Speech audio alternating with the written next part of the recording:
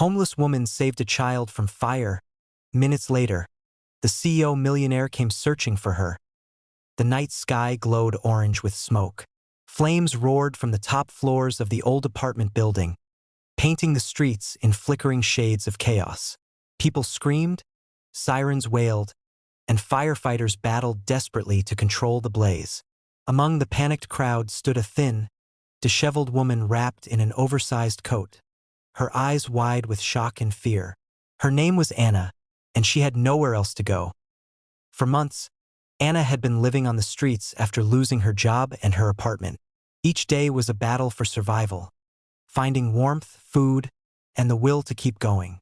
That night, she had been sleeping in the alley near the burning building when the smell of smoke jolted her awake. First, she thought she was dreaming, but then she heard it, the faint, desperate cry of a child from above. Without thinking, Anna ran toward the sound.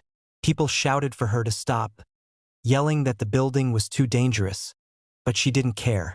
The smoke stung her eyes as she pushed through the front door, coughing, her heart pounding. The hallway was filled with heat and haze. Through the smoke, she spotted a small boy no older than 6, standing near a staircase, sobbing and clutching a teddy bear.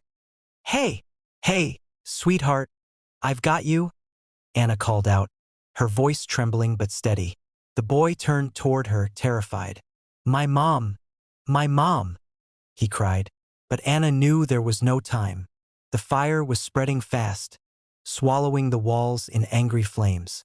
She scooped the boy into her arms, shielding him with her coat, and ran toward the nearest exit. Every breath burned her lungs. Debris fell from above, and part of the ceiling cracked open, showering sparks. Anna pushed through, ignoring the pain on her arms where the heat had already blistered her skin. Just when she thought she couldn't make it another step, a firefighter burst through the doorway, grabbing her arm and pulling both of them to safety. The moment they reached the street, the crowd erupted in gasps. The boy was safe, crying, coughing, but alive. His mother, who had escaped earlier, dropped to her knees and embraced him, sobbing uncontrollably. Anna, covered in soot, her hair singed, stumbled backward, trying to catch her breath. Before anyone could speak to her, before anyone could even thank her, she slipped quietly away into the darkness. She didn't do it for attention. She didn't do it for reward. She had just seen a child in danger and acted. The next morning, the story spread across the city. Homeless woman saves child from fire, disappears before firefighters arrive. The headline went viral, but no one knew her name. Meanwhile, Anna sat alone under a bridge, her hands bandaged, staring at the sky. Despite her pain, she felt a quiet peace she hadn't felt in years. For once, she had done something that mattered. But far across town, another person couldn't stop searching. Ethan Reeves, a powerful CEO known for his vast real estate empire, had been at an overseas meeting when he got the call. The boy Anna had saved was his son. Ethan rushed back home, shaken to his core. His son, Leo, was alive because a stranger had risked everything. When he learned that the woman had vanished before anyone could identify her, he made a promise to himself. He would find her, not out of gratitude alone, but because he couldn't stop thinking about what kind of courage it took for someone with nothing to give everything. For days he searched. He sent teams to hospitals, shelters, and soup kitchens. He offered a reward, but no one came forward. Until one evening, as Ethan walked through the city himself, far from his luxury world, he spotted a figure huddled near a corner cafe. The flickering streetlight revealed the same face from the security footage near the fire scene. He approached gently. "Excuse me," he said softly. Anna looked up, startled, ready to retreat. Her first instinct was fear. People rarely approached her with kindness. "I'm not here to hurt you," he continued. "I think you saved my son." Her eyes widened. "Your son?" she whispered. Ethan nodded, emotion breaking through his composed demeanor. "I've been looking for you for days. You saved Leo's life." Anna shook her head, tears welling. "I just did what anyone would have done." Ethan smiled sadly. "No, most people ran away. You ran toward the fire. He invited her to a nearby cafe, insisting she sit inside where it was warm.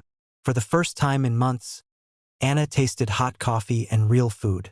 As they talked, Ethan learned her story, how she had once worked as a teacher, how one illness and a few bad turns had cost her everything.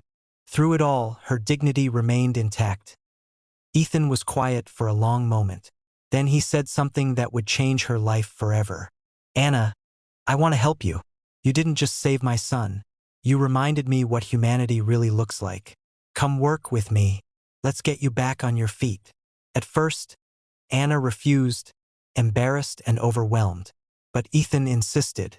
Within a week, he had arranged a small apartment for her and offered her a position at his foundation, which helped families in crisis.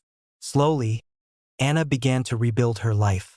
Her scars healed, her confidence returned, and the spark in her eyes, once dimmed by hardship, began to shine again. Months later, at a charity event, Ethan stood on stage beside Anna. He shared the story of how a homeless woman had risked her life to save his son, and how that single act of bravery had inspired him to start a new initiative to help the homeless find work and housing. The audience rose in applause, many with tears in their eyes as the clapping faded. Anna looked across the crowd and saw little Leo smiling at her from the front row, clutching his teddy bear. She smiled back, her heart full. She hadn't just saved a life. She had found her purpose again. Sparkle's inspiring message. Sometimes, those who have the least give the most. True heroism doesn't wear a suit or a title. It comes from compassion, courage, and the willingness to act when others stand frozen. One act of kindness can change not just one life, but many.